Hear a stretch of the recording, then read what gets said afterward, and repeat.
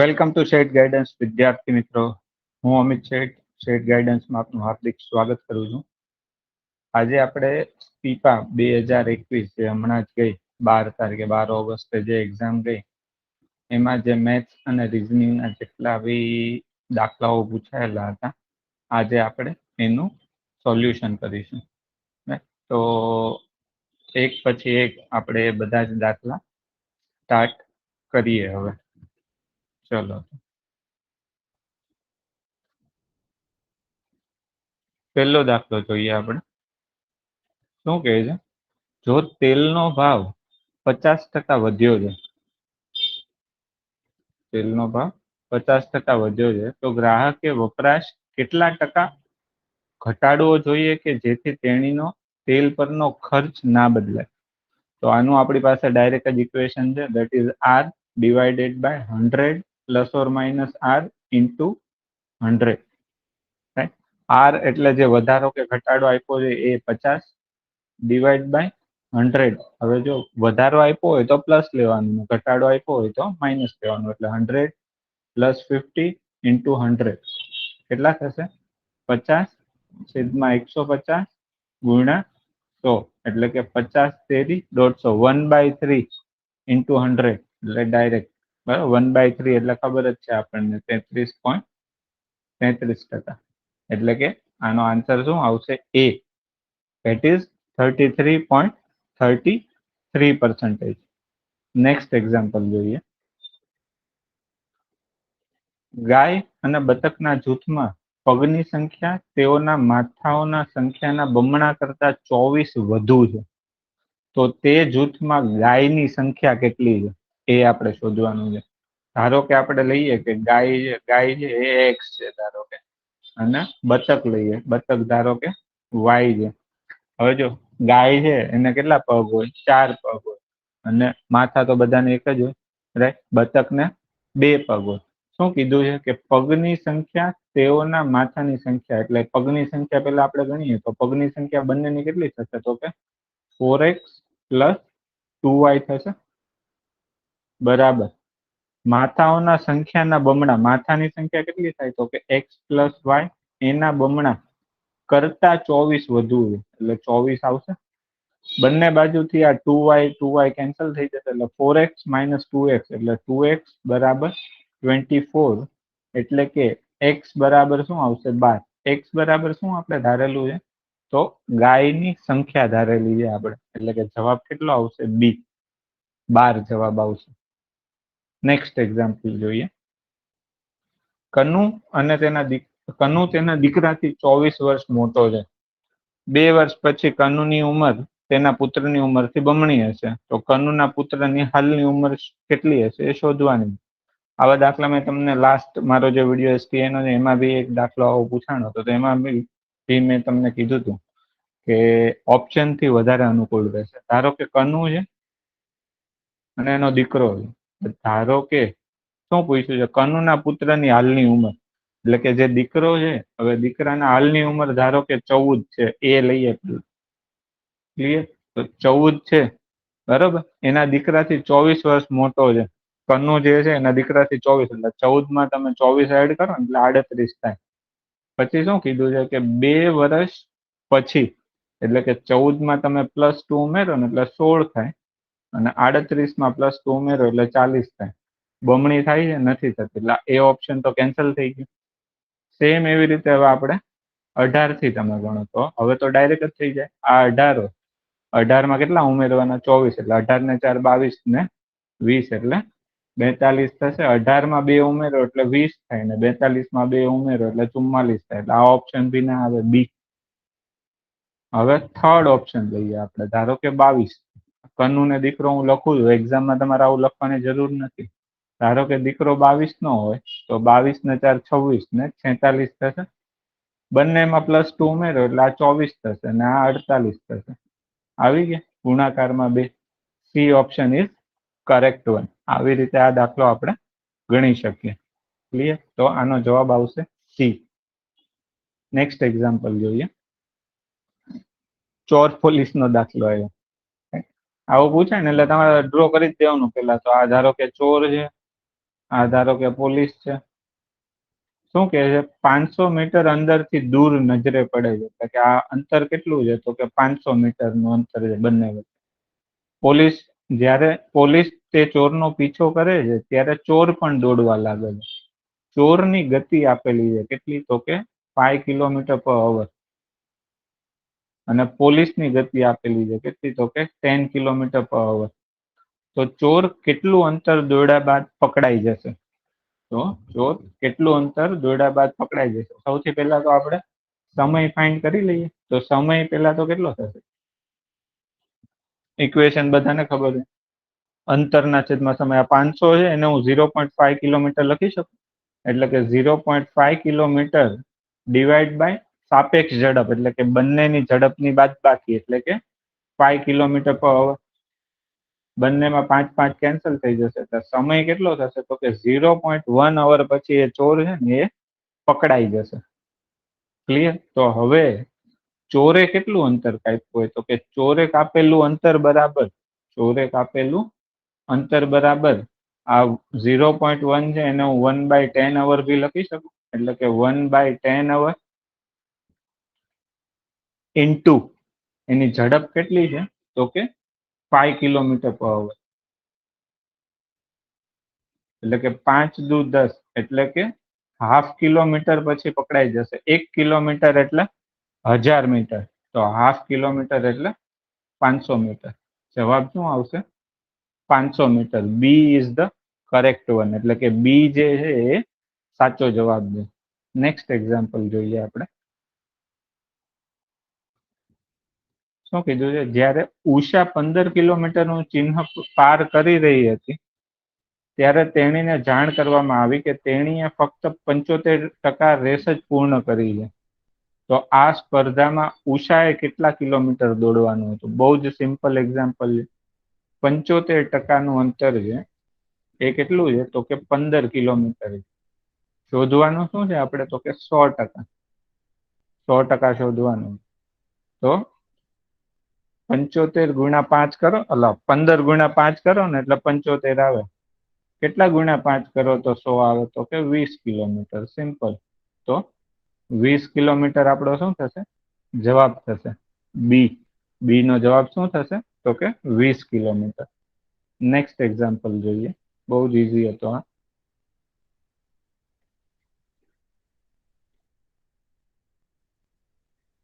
વર્ગમાં એક પ્રોજેક્ટ બનાવવા માટે વર્ગના દરેક વિદ્યાર્થીએ તે વર્ગના વિદ્યાર્થીઓની સંખ્યા જેટલા અંકની રકમનો ફાળો આપ્યો હતો. ફક્ત એક વિદ્યાર્થી દ્વારા ₹6 નો ફાળો વધારામાં આપ્યો હતો, અને એનો સરવાળો થાય છે 790. હવે આ 790 છે એમાં હું 6 પહેલા તો બાદ કરી દઉં, એટલે કે કેટલા થશે? 784 થશે. પછી દરેક વિદ્યાર્થીએ એક સરખો ફાળો આપ્યો છે, એટલે જેટલા તમે વિદ્યાર્થી લ્યો ને, ધારો કે 21 વિદ્યાર્થી હું લઉં તો દરેક વિદ્યાર્થીએ ₹21 ફાળો આપ્યો છે, એવું હું કહી શકું. એટલે બસ સિમ્પલ છે. હવે તમારે ખાલી એ શોધવાનું છે કે આ 784 છે એ કોનો વર્ગ છે. 21 નો તો વર્ગ નથી. 20 નો વર્ગ આપણને ખબર હોય 400 છે, તો 21 નો 441 થાય. બાકી રહ્યા હવે 32 તો આવે જ નહીં. 30 નો 900 થાય, એટલે 900 ઉપર તો ન જાય. બાકી રહ્યા હવે 28 ને 26. એમાં તમે શું કરી શકો? જો 28 ગુણ્યા 28 કરો ને તમે, તો 88 64 આવે છેલ્લે. એટલે છેલ્લો 64 આવે, એટલે ચોગડો આવે છે, એટલે એ ક્લિક કરી શકાય. પણ પેલા 26 ચેક કરવાનું તમારે. 26 ગુણ્યા 26 કરો ને તો છેલ્લો ડિજિટ 6 આવે, એટલે આ તો આપણો 484 વાળો જવાબ તો છે જ નહીં. તો ડાયરેક્ટ ટિક કરી દેવાનો. શું તો કે option B. Option B is the correct one, એટલે ડાયરેક્ટ ટિક કરી શકો તમે આ ઓપ્શનને. 28 આન્સર આવશે આનો. નેક્સ્ટ એક્ઝામ્પલ જોઈએ. અર્જુનને 2,50,000 કાર વેચવાથી 20% નુકસાન ગયું હતું. તો 15% નફો કરવો હોય તો તેણે કયા ભાવે કાર વેચવી જોઈએ? તો કોઈ બી કાર એને વેચવી છે, એમાં એને 20%નું નુકસાન ગયું, તો હું એવું કહી શકું કે 80%ની જે આ વેલ્યુ છે એ કેટલી છે? તો કે 2,50,000. શોધવાનું શું છે? તો કે 15% નફો, એટલે કે જો 15% નફો મળવો હોય તો 115 એ કેટલા? ડાયરેક્ટ જ આવી જાય 115 ગુણ્યા 2,50,000 છેદમાં 80. આ એક 0 તો કેન્સલ થઈ ગયો. મોસ્ટ ઓફ કેસમાં છેદ ઉડતા હશે એવી જ રકમ એ લોકો આપશે. ઉડે છે તો કે ટ્રાય કરીએ આપણે. 8 તેરી 24, 10 વધે એટલે 8 એકુ 8, 20 વધે એટલે 8 દુ 16 ને 8 પંચા 40. 3,125 ગુણ્યા 115 કરવાના છે. એટલે પહેલા તો 3,125 ગુણ્યા 100 કરો ને એટલે 3,125 અને બીજા બે 0 તો આવે. હવે ખાલી શું કરવાનું છે તો કે 3,125 ગુણ્યા 15 કરી દેવાનું. 15 પંચા 75 વધી 7, 15 દુ 30 ને 7 37 વધી 3, 15 એકુ 15 ને 3 18 વધી 1, 15 તેરી 45 ને 1 46. એટલે કે આમાં કેટલા ઉમેરવાના? 46, 875. એટલે કે 8 ને 5 13 વધી 1 9 5 359,375 આપણો ફાઇનલ આન્સર. એટલે કે એ જે છે એ આપણો શું આવશે? આન્સર આવશે. નેક્સ્ટ એક્ઝામ્પલ જોઈએ આપણે.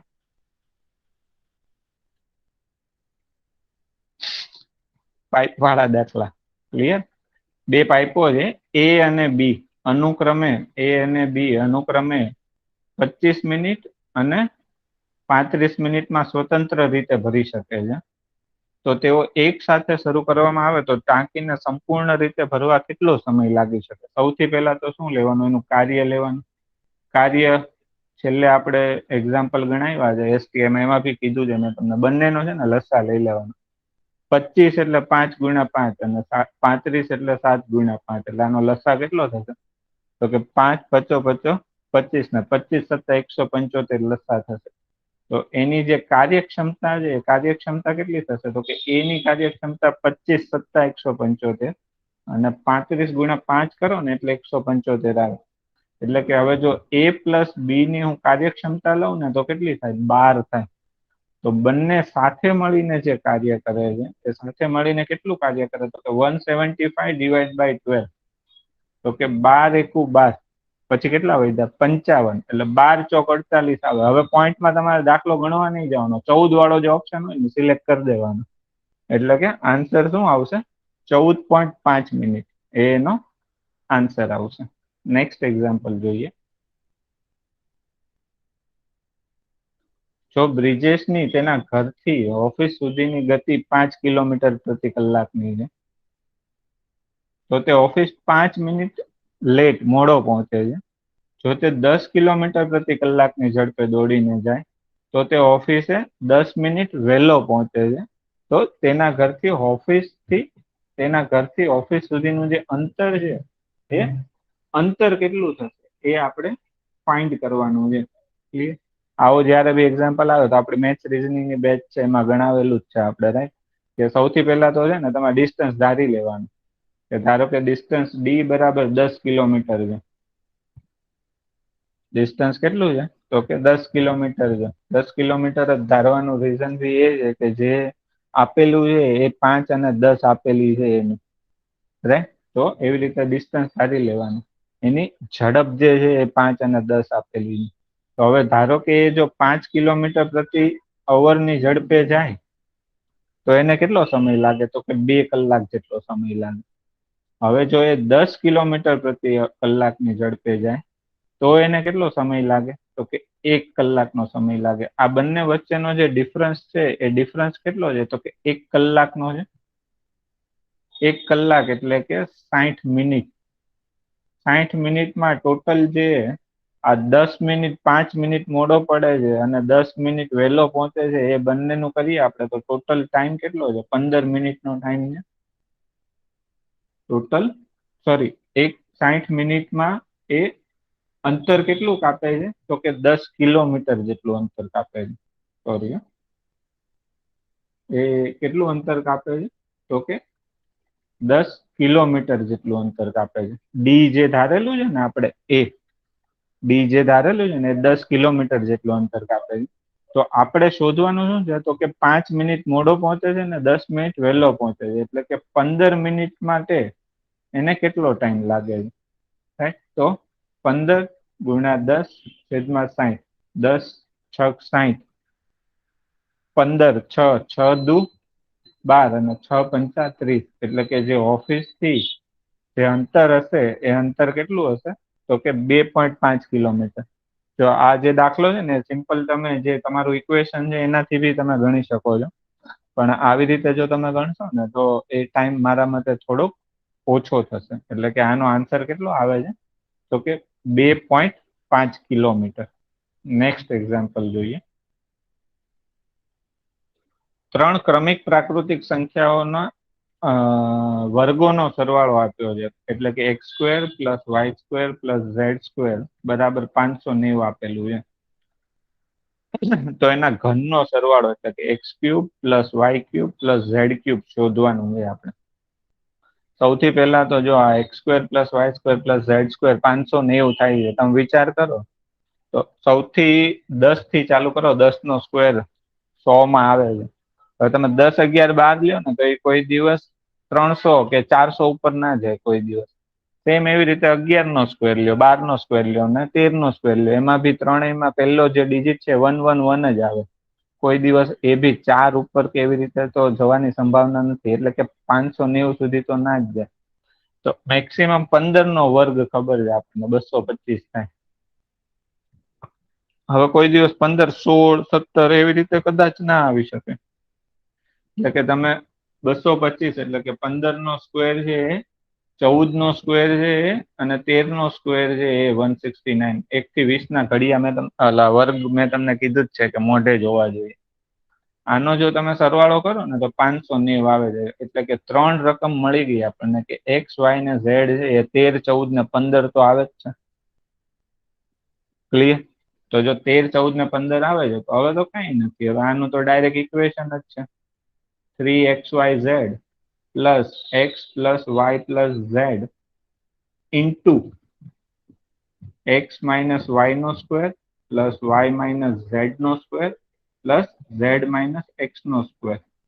આવી રીતે છે, divide by 2, 3 into x into y into z, એટલે કે 3 ગુણ્યા 13 ગુણ્યા 14 ગુણ્યા 15 વત્તા x plus y plus z તો ડાયરેક્ટ જ 5 ને 4 એટલે 42. હવે આ જો x માઇનસ વાય એટલે એ બી 15, કોઈ બી બે ડિજિટ ના તમે લેતા જાઓ તો એકવાર 15 ઓછા 14 આવશે, 14 ઓછા 13 આવશે અને 15 ઓછા 13 આવશે. એટલે કે 1 નો સ્ક્વેર 1, 1 નો સ્ક્વેર 1 અને 2 નો સ્ક્વેર 4, એટલે ડિવાઈડ બાય 2 થશે. આ બધાનો તમે ગુણાકાર કરો ને એટલે ગુણાકાર મેં કરેલો છે એટલે ગુણાકાર થશે 8190 વત્તા 42 ગુણ્યા કેટલા આવશે? અહીંયા 3 આવી જશે, 2 તેરી 6 એટલે 42 ગુણ્યા 3 કરો તમે એટલે એ આવશે 126. એટલે કે આન્સર કેટલો આવશે આપણો? 8370. બરાબર, 8316, સોરી 70 કે 6, 9 ને 2 11 વધી 1 3 ને 8316. એટલે કે જવાબ શું આવશે આપણો? બી, 8, 3, 1 અને 6. નેક્સ્ટ એક્ઝામ્પલ જોઈએ. સરસ્વતીની સોસાયટીમાં ટોટલ 500 લોકો રહે છે.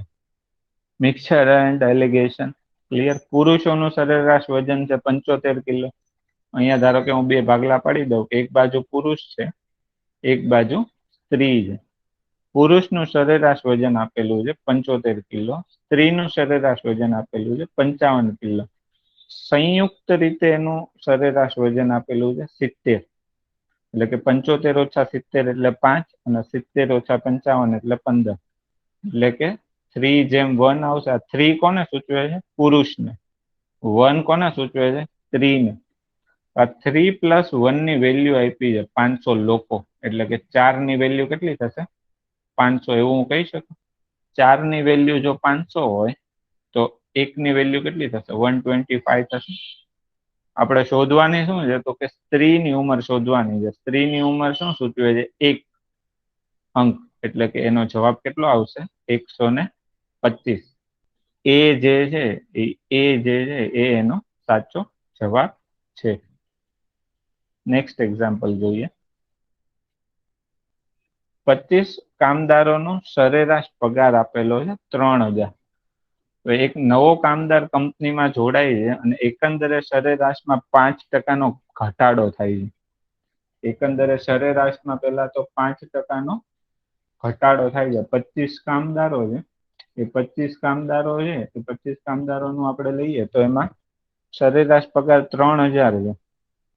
બરોબર છે. હવે 3000 ના તમે 5% કરો ને એટલે 5/100 થાય, એટલે કે 150 થાય. 150 જેટલો ઘટાડો થાય છે સરેરાશનો. તો જો આ સિમ્પલ આ દાખલામાં છે ને મને થોડીક ભૂલ લાગે છે. ક્લિયર? જો કઈ રીતે, જો બેઝિકલી દાખલો ગણીએ ને, જો નવો કામદાર છે, નવો કામદાર એનું તમે ગણો ને તો નવો કામદાર છે, હવે એનું 3000, ધારો કે 3000 તો હોય જ સરેરાશ પગાર હું ગણું તો એમાંથી બાદ કેટલા કરવાના, તો કે આ જે 150 છે એ 150 ગુણ્યા 26 તમે બાદ કરો ને એ નવા કામદારનો પગાર થાય. એટલે કે 3000 ઓછા 150 ગુણ્યા 26 કરવાના છે તમારે, એટલે કે 150 ગુણ્યા 26 કરવાના છે. ક્લિયર? આ જો તમે કરો ને તો જવાબ આવે -900. એટલે કે નવો કામદાર જે છે એ નવો કામદાર ના નવો 25 કામદાર તો હતા જ, એમાં આપણે એક કામદાર ઉમેર્યો ને એટલે 26 થશે, એટલે 26 આવશે અહીં, 25 નહીં આવે. એટલે 26મો નવો કામદાર એમ. ઓકે, એટલે -900 આવે. એટલે કે જે નવો કામદાર છે ને એની પાસેથી જો 900 રૂપિયા લઈ લઈએ ને આપણે, ત્યારે છે સરેરાશ પગાર જે 150 થી ઘટે ટૂંકમાં. તમે સિમ્પલ આ ટ્રાય કરી જોજો. આ દાખલામાં મને કંઈક ભૂલ લાગે છે, પણ આ જે -900 છે એટલે આમાં હું એકેય આન્સર ટીક નહીં કરું, રાઈટ? કે -900 આવો જોઈએ. તમે સિમ્પલ ગણો ને, આ 25 કામદારોનો પગાર છે, બરોબર? 25 ગુણ્યા તમે ધારો કે 3000 કરો ને તો 25 તેરી 75000 થાય. હવે જો નવો કામદાર એક એડ કરો ને, તમે નવો કામદાર એક એડ કરો અને નવા કામદારને કાંઈ પગાર ન આપો ને 75000/26 કરો ને, તો એ બી કોઈ દિવસ આજે 3000 ઓછા તમે 150 કરો એટલે કે જે 2850 આવે છે, એ કદાચ કાંઈ પગાર ન આપો ને તો આના કરતા તો વધારે છે. એટલે કે આ જે દાખલો છે એ દાખલામાં મને કંઈક ભૂલ લાગે છે. ઓકે, નેક્સ્ટ જોઈએ આપણે. કદાચ જો 900 તમે ટીક કર્યો હોય ને એ લોકો પ્રોવિઝનલ આન્સર કીમાં બી કદાચ 900 આપી દે ને, તો બી હું તો તમને એવું સજેસ્ટ કરીશ કે તમે ક્વેરી મોકલો. કદાચ બીજા કોઈ એને બેનિફિટ થઈ જાય એમાં. ક્લિયર? નેક્સ્ટ એક્ઝામ્પલ જોઈએ. લક્ષ્મણ તેના ઘરથી ડાયરેક્શનનો દાખલો, તેના ઘરથી એક પછી જો આ જે દાખલો હોય ને એ સાવ શાંતિથી કરવાનો. લક્ષ્મણ છે તેના ઘરથી પશ્ચિમ દિશામાં, એટલે આ દિશા થશે, એટલે કે પશ્ચિમ દિશામાં કેટલું ચાલે છે, તો કે 15 કિલોમીટર ગયો. પછી ડાબી બાજુ વળ્યો, એટલે કે આ ડાબી બાજુ એની થાય કેટલા કિલોમીટર, તો કે 20 કિલોમીટર ગયો. હવે તે ફરીથી પૂર્વ તરફ વળે છે, એટલે કે આ બાજુ કેટલા કિલોમીટર, તો કે 25 કિલોમીટર. પછી અંતે તે ડાબી બાજુ વળે છે, એટલે કે આ જે છે એની ડાબી બાજુ, એટલે કે આ બાજુ કેટલા કિલોમીટર, તો કે 20 કિલોમીટર પાછો ઉપર જાય છે. શું શોધવાનું છે, તો કે તેના ઘરથી કેટલા કિલોમીટર દૂર છે. હવે આ જે ટોટલ છે એ કેટલું છે, 25 કિલોમીટર છે. એમાંથી આટલું જે છે એ તો 15 કિલોમીટર થશે. તો હવે આ ઘરથી અહીંયા કેટલું થશે, તો કે 10 કિલોમીટર થશે. એટલે કે આન્સર શું આવશે, D. D is the correct one, એટલે કે 10 આન્સર આવશે આનો. નેક્સ્ટ એક્ઝામ્પલ જોઈએ. આ બી બહુ ઇઝી દાખલો, તો જોઈએ આપણે કઈ રીતે. ધારો કે કોર્પોરેશન આપેલું છે. કોર્પોરેશન ને એ લોકોએ શું લખ્યું છે, તો કે PROTERSNOI. તો આમાં તમે કાંઈ જ ના કરો ને તો બી ડાયરેક્ટ આન્સર આવી જાય. તમે ધ્યાનથી જોવો ને તો આ જે પેલા જે 4 આંકડા છે ને એ ઊંધા લખ્યા છે. જો CORP છે તો PROC લખ્યું છે. સેમ એવી રીતે આ 4 આંકડા જોવો ને તમે તો ઊંધા લખેલા છે. સેમ એવી રીતે આ 4 આંકડા જોવો તો એ ઊંધા લખેલા છે. પૂછ્યું શું છે તો કે જ્યુડિશિયલ એટલે કે જ્યુડિશિયલ આવી રીતે પૂછેલું છે. તો આને હું ઊંધું આવી રીતે લખી નાખું તો બની જાય મારો આન્સર તો કે IDU અને J પછી શું આવશે તો કે LAI અને C છે એવો કોઈ IDUJ વાળા બે જ અને એમાં LAIC વાળો એક જ છે ધેટ ઇઝ બી એટલે કે બી જે છે એ આપણો સાચો આન્સર થશે. કઈ ઈજોટી કે એવું કઈ જ વાપરવાની જરૂર નથી એમને આન્સર આવી જાય એવો હતો આનો. ક્લિયર. નેક્સ્ટ એક્ઝામ્પલ જોઈએ આપણે. ક્લોક 24 કલાકમાં ઘડિયાળનો કલાકનો કાંટો અને મિનિટનો કાંટો કેટલી વાર કાટખૂણે બનાવે. જો કાટખૂણે મેં તમને શીખવાડેલું જ છે આપણી મેથ્સ રીઝનિંગ બેચમાં. 1 કલાકમાં મિનિટનો કાંટો ને કલાકનો કાંટો છે ને 1 કલાકમાં 2 વાર કાટખૂણે બનાવે. 12 કલાકમાં 24 વાર બનાવે પણ એમાં 2 ટાઈમ એવા છે કે જેમાં એ એક જ વાર બનાવશે એટલે કે કાટખૂણે 12 કલાકમાં મિનિટનો કાંટો અને કલાકનો કાંટો કેટલી વખત કાટખૂણો બનાવે તો કે 22 વખત બનાવે. તો ઓબ્વિયસલી 24 કલાકમાં કેટલી વખત બનાવશે તો કે 22 દુ 44 વખત એટલે કે આપણો આન્સર શું આવશે 44 વખત એટલે કે 44 is our answer. Next example જોઈએ આપણે. એક ખુરશી છે એ માત્ર એક જ મહિલાને સમાવી શકે છે તો 6 મહિલાઓને 4 ખુરશી પર જુદી જુદી કેટલી રીતે બેસાડી શકાય પરમ્યુટેશન એન્ડ કોમ્બિનેશન. 6 મહિલા છે કેટલી ખુરશી છે 4 ખુરશી છે ડાયરેક્ટ જ 64 એટલે કે 6 × 5 × 4 × 3 6 પંચા 30 30 ગુણ્યા 12 4 તેરી 12 12 તેરી 36 એટલે કે 360 ડાયરેક્ટ જ આન્સર આવી ગયા એનો બી આન્સર આવશે. રાઈટ. નેક્સ્ટ એક્ઝામ્પલ જોઈએ આપણે. એક સીધા ઉભા ગોળાકાર શંકુનું ઘનફળ આપેલું છે 2200/7 ઘન સેન્ટીમીટર અને તેની ઊંચાઈ 12 સેન્ટીમીટર છે એટલે કે ઊંચાઈ આપેલી છે h બરાબર 12 સેન્ટીમીટર આપેલું છે. તો 83 ઊંચાઈ ઢાળવાળી બાજુની લંબાઈ શોધો. 83 ઊંચાઈ વાળી ઢાળ જે છે એ 83 ઊંચાઈ વાળું જે ઢાળ હોય એ ઢાળની શું શોધવાની તો કે લંબાઈ શોધવાની છે. જો શંકુમાં બધાને ખબર છે કે શંકુ આવી રીતે આમ ડ્રો કરીએ આપણે રફલી તો કંઈક આવી રીતે થશે.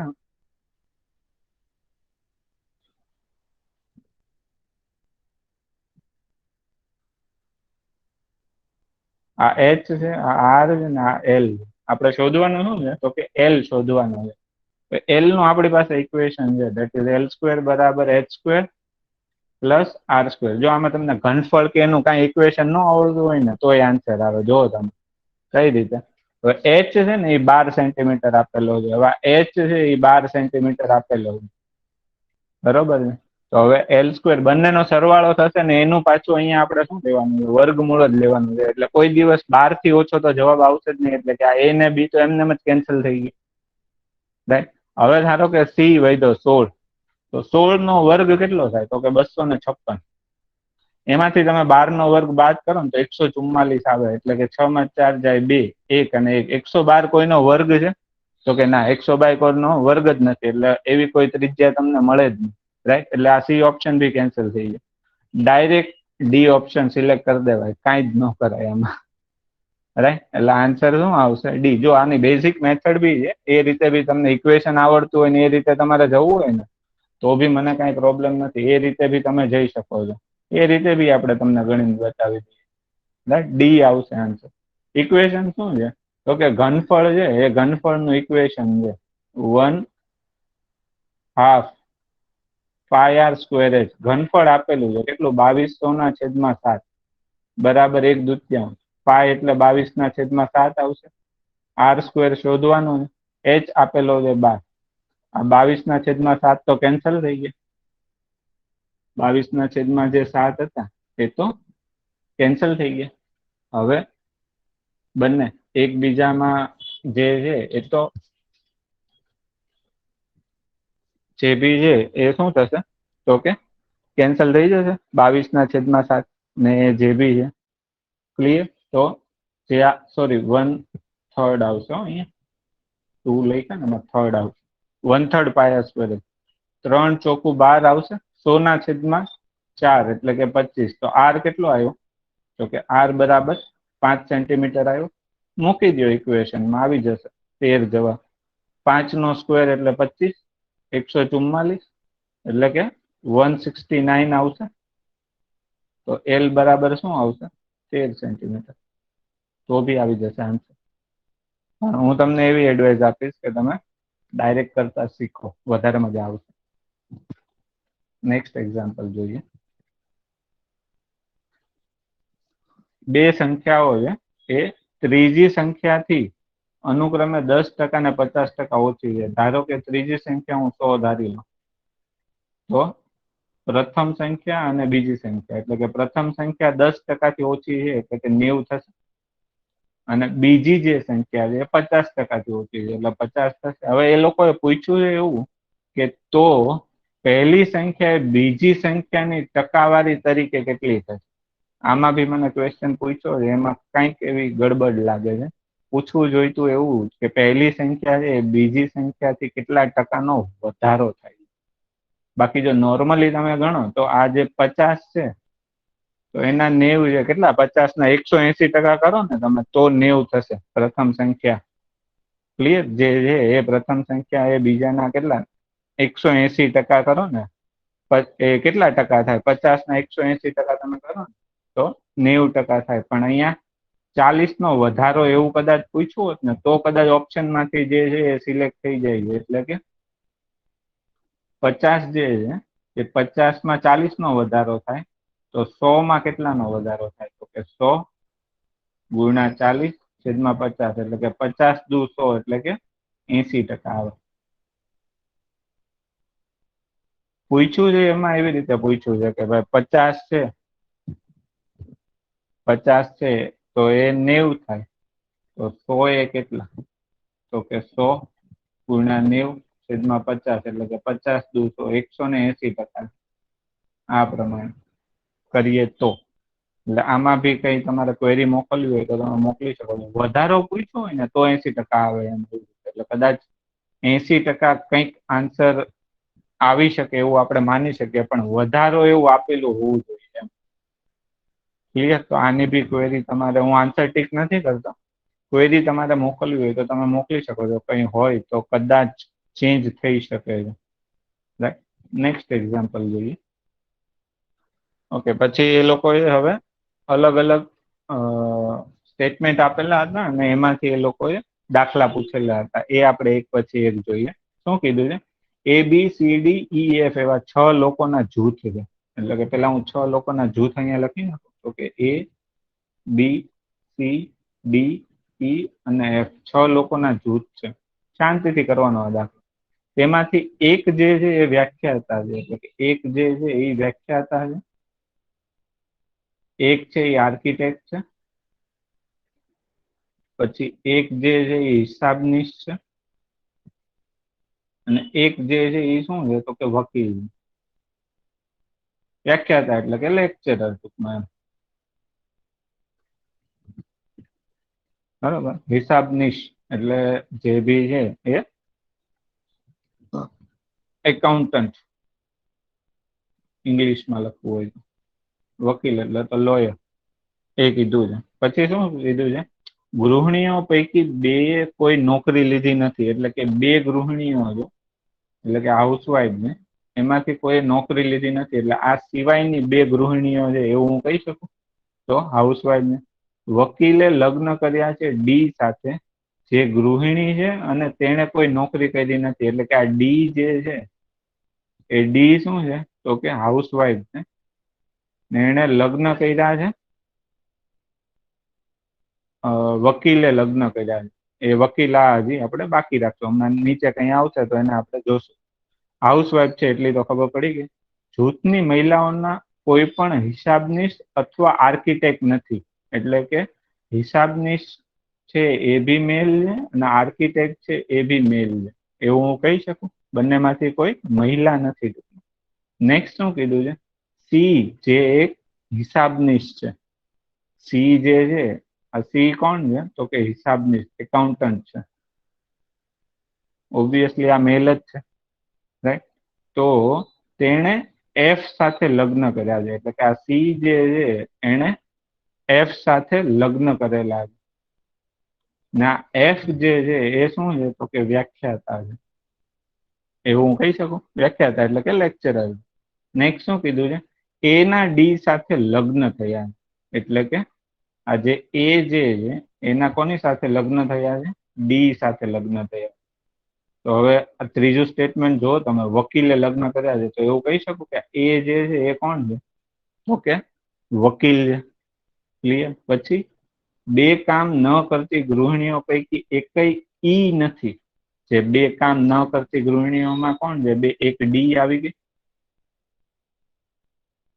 તો આ ઈ નથી, તો ઓબ્વિયસલી આ જે છે એ બી હાઉસવાઈફ છે, એટલે કે એ ગૃહિણી છે, કોઈ કામ કરતી નથી. બી. તો ફાઇનલી એવું હું કહી શકું ઈ જે છે એ કોણ છે તો કે આર્કિટેક્ટ છે, એવું કહેવાય. બસ હવે તો ક્લિયર થઈ ગયું. હવે ક્વેશ્ચન પૂછ્યા હશે એ આપણે જોઈએ એક પછી એક. પહેલો ક્વેશ્ચન કયો પૂછ્યો? જૂથમાં કેટલા સભ્યો સ્ત્રીઓ છે?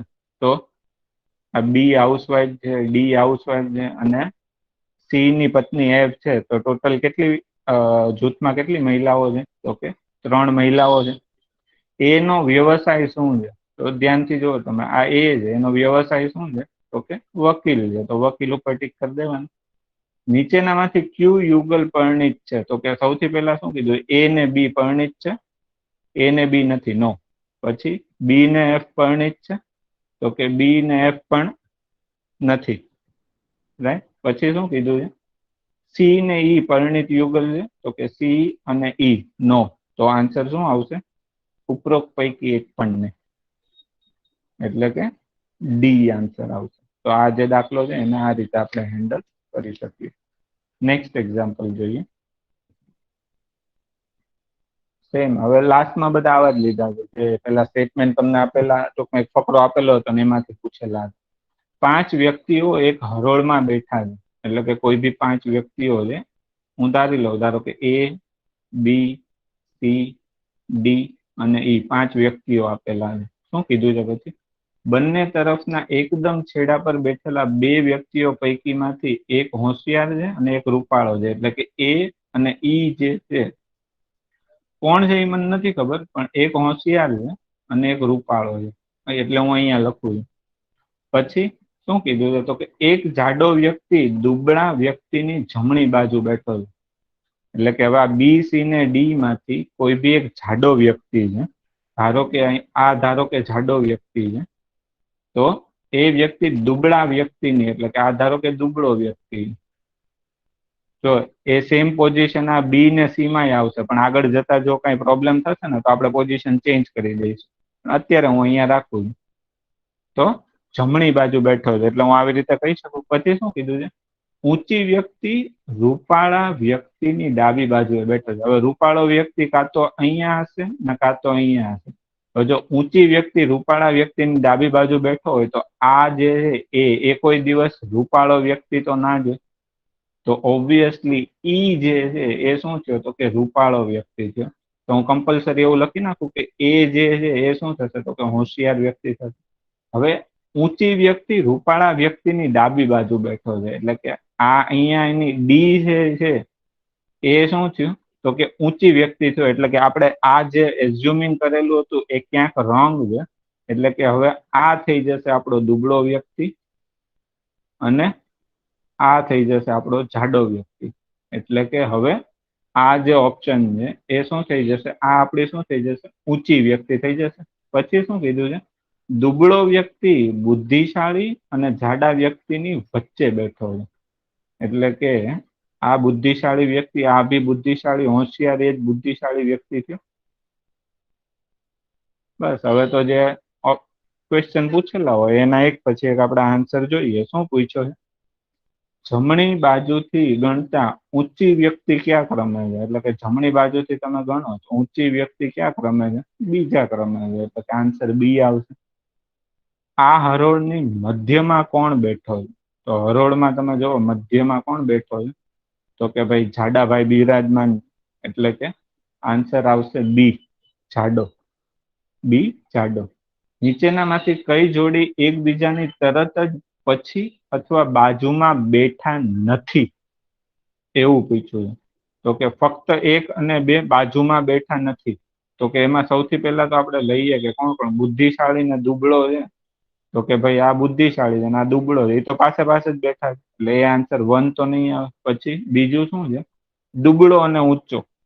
તો કે દુબળો અને ઊંચો, હા ઈ પાસે બેઠા નથી, એટલે બીજું એક આ બી 2 નંબર આવશે. પછી જાડો અને ઊંચો. તો કે આ જાડો ને ઊંચો તો બંને પાસે જ બેઠા છે, એટલે એ બી નહીં આવે. એટલે આન્સર ખાલી શું આવશે? ફક્ત બે. ફક્ત બે જે છે એ આપણો આન્સર આવશે. નેક્સ્ટ એક્ઝામ્પલ જોઈએ આપણે. સચિન, કૃણાલ, મોહિત, અમિત અને સોહન એવા 5 મિત્રો છે. બરોબર, 5 મિત્રો આપેલા છે. હવે એક પછી એક આપણે લેતા જઈએ. સચિન જે છે એ કૃણાલ કરતા ઠીંગણો છે. હવે ધારો કે અહીંયા સચિન છે, કૃણાલ કરતા ઠીંગણો છે, એટલે કે અહીંયા ધારો કે કૃણાલ લઉં તો આ કૃણાલ કરતા ઠીંગણો છે, લેસ ધેન એવું, એટલે ઠીંગણો છે એવું દર્શાવે છે, એવું માનવાનું. પછી શું કીધું? પરંતુ તે સોહન કરતા ઊંચો છે, એટલે કે આ સોહન અહીંયા ક્યાંક હોય તો એ સોહન કરતા ઊંચો થશે. ક્લિયર? પછી શું કીધું છે? મોહિત સૌથી ઊંચો છે, એ અહીંયા લખી રાખીએ આપણે કે મોહિત જે છે એ સૌથી ઊંચો છે, એ અહીંયા આપણે માર્ક કરી રાખીએ. તો પછી શું કીધું છે? અમિત કૃણાલ કરતા થોડોક ઠીંગણો છે અને સચિન કરતા થોડોક ઊંચો છે, એટલે કે આ બંનેની વચ્ચે આવશે. એટલે ફાઇનલી હું આવું લખી શકું કે એક સોહન હશે, એનથી ઊંચો સચિન હશે, એનથી ઊંચો આ છેલ્લા આપણા ભાઈ છે અમિતભાઈ, એ હશે. પછી કૃણાલ હશે અને સૌથી ઊંચો તો આપેલો જ છે મોહિત. તો આ જે છે એ આપણું ફાઇનલી બની ગયું, આખું બની ગયું. હા, તો હવે આપણે એના એક્ઝામ્પલ જોઈએ. શું પૂછ્યું છે? સૌથી પહેલા, જો તેઓ ઊંચાઈના ચઢતા ક્રમમાં ઉભા રહે, ચઢતા ક્રમમાં એટલે પેલા નાનો, પછી મોટો, પછી એનથી મોટો. આપણે એ પ્રમાણે જ કર્યું, આ નાનો, મોટો, એનથી મોટો, એનથી મોટો, એનથી મોટો. શું પૂછ્યું છે? ત્રીજા ક્રમે કોણ હશે? તો કે ફર્સ્ટ, સેકન્ડ ને થર્ડ. તો કે ત્રીજા ક્રમે કોણ હશે? આપણા અમિતભાઈ હશે. ક્લિયર? હું નહીં હો, જે નામ રાખેલું છે. પછી શું પૂછ્યો? બીજો ક્વેશ્ચન, આ મિત્રોમાં સૌથી ઓછી ઊંચાઈ કોની છે? તો કે સૌથી ઓછી ઊંચાઈ કોની છે? તો કે સોહનભાઈની. તો કે ભાઈ ઓપ્શન એ. તો એ જે છે એ આન્સર આપણો સાચો આવશે, એટલે કે એ આન્સર આવશે આમાં, ને આમાં 25માં બી આન્સર આવશે. નેક્સ્ટ એક્ઝામ્પલ જોઈએ આપણે. 100 વ્યક્તિઓના સર્વેક્ષણની નીચેની માહિતી મળેલી. એમાં તમે ધ્યાનથી જુઓ, પેલું સ્ટેટમેન્ટ શું કહે છે? તો કે પુખ્ત વયના પુરુષો અને સગીર વયની સ્ત્રીઓ. એટલે કે ધારો કે હું અહીંયા એવી રીતે લખી નાખું કે ધારો કે એક બાજુ પુખ્ત વય છે ને એક બાજુ સગીર વય છે. એમાં પુખ્ત વયના પુરુષો એટલે કે આના જે મેલ કેન્ડિડેટ છે એ, અને સગીર વયની સ્ત્રીઓ એટલે કે આના જે ફિમેલ કેન્ડિડેટ છે એ બંનેની સંખ્યા આપેલી છે. કેટલી? તો કે આની 30 આપેલી છે અને આની બી 30 આપેલી છે. નેક્સ્ટ જોઈએ આપણે. પુખ્ત વયની સ્ત્રી એટલે કે આની ફિમેલ અને આમાં મેલ, એ બંનેની આપેલી છે કેટલી? તો કે 20 છે. પેલામાં 30 હતી, આમાં બંનેની આપેલી છે 20 આપેલી છે. નેક્સ્ટ જોઈએ શું કહે છે? દરેક પુખ્ત વયની સ્ત્રી એટલે કે આ જે પુખ્ત વયની સ્ત્રી છે એ કાં તો હિન્દી જાણે છે અથવા તો અંગ્રેજી, બે ભાષાઓ પૈકી ઓછામાં ઓછી એક ભાષા તો જાણે જ છે. એટલે કે આ જે 20 છે એમાંથી એક આ તો હિન્દી જાણે છે અથવા તો ઇંગ્લિશનો આપણે ઈ લઈએ, એટલે આ બે માંથી એક ભાષા તો જાણે જ છે, હિન્દી અથવા તો ઇંગ્લિશ. એવી રીતે કહી શકીએ. ગુજરાતીમાં લખવું હોય તો એ બી લખીએ આપણે, હિન્દી અથવા તો અંગ્રેજી. આ બે માંથી એક ભાષા જાણે. પછી શું કીધું? નેક્સ્ટ સ્ટેટમેન્ટ જોઈએ આપણે. શું કહે છે? દરેક સગીર પુરુષ એટલે કે આ સગીર પુરુષ હિન્દી અને અંગ્રેજી બે ભાષાઓ પૈકી એક ભાષા આ બી જાણે, એટલે કે આ વાત. તો કે આ બી હિન્દી અથવા તો અંગ્રેજી બે માંથી એક ભાષા તો જાણે જ છે એમ એવું કહે. પછી નેક્સ્ટ જોઈએ શું કહે છે. સાત પુખ્ત વયના પુરુષો એટલે કે આમાંથી જે સાત છે બરોબર છે એ શું કીધું અને 8 સગીર વયની સ્ત્રીઓ એટલે કે આ 30 છે એમાંથી 8 જે છે એ શું કહે છે તો કે બે ભાષામાંથી એકેય ભાષા જાણતા નથી એટલે કે હું એવું લખી નાખું કે બંને નથી જાણતા એવું બંને ભાષા નથી જાણતા એમ ને આ બી બંને ભાષા નથી જાણતા ભાષા એવું લખવું હોય તો લખી નાખીએ આપણે વાંધો નથી. પછી શું કીધું છે 10 સગીર પુરુષો એટલે કે આજે 20 જે હતા આ 20 જે હતા એમાંથી 10 જે છે 10 એ 10 છે એ બંને ભાષા જાણે છે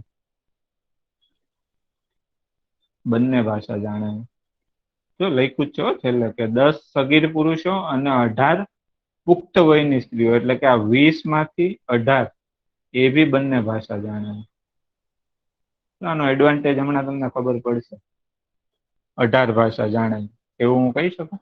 પછી શું કીધું છે 20 પુખ્ત વયના પુરુષો એટલે કે 20 પુખ્ત વયના એટલે કે આ સ્ત્રી આમાંથી પાછા 20 પુરુષો છે એ અને 17 સગીર વયની સ્ત્રીઓ એટલે કે આમાં 17 સગીર વયની સ્ત્રીઓ બે ભાષાઓમાંથી ફક્ત એક જ ભાષા જાણે છે એટલે કાં તો હિન્દી જાણે છે અને કાં તો અંગ્રેજી જાણે સેમ એવી રીતે આ કાં તો હિન્દી જાણે છે અથવા તો અંગ્રેજી જાણે છે. ક્લિયર થઈ ગયું એટલું રાઈટ. તો હવે આ 30 માંથી 20 ને 7 તો નીકળી ગયા તો હું એવું કહી શકું કે 3 જે છે એ 3 બંને ભાષા જાણે છે.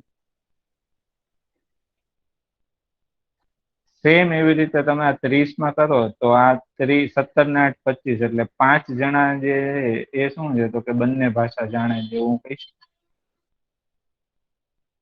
ક્લિયર.